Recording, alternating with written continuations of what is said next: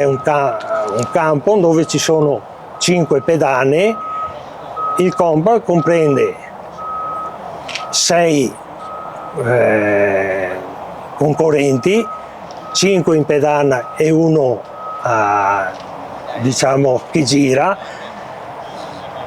di rincalzo, e si fa 5 piatti per postazione. Può variare, si vede sulle macchine la A, la B, la C, la E, la D, e generalmente ci sono 3 singoli e un doppio su questi. Dopo può variare.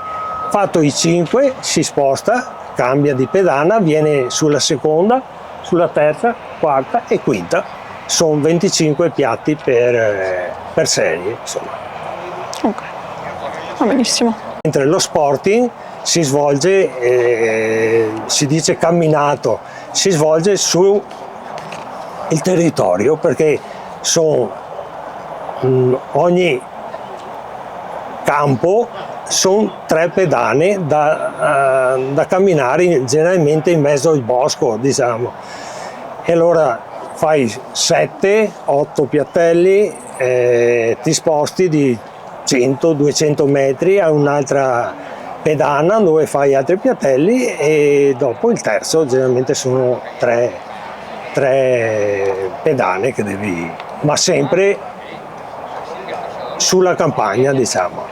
Può essere in piano, ma generalmente si svolge più in collina, perché allora anche le traiettorie dei piatti si possono variare molto di più che in campagna, Non si può.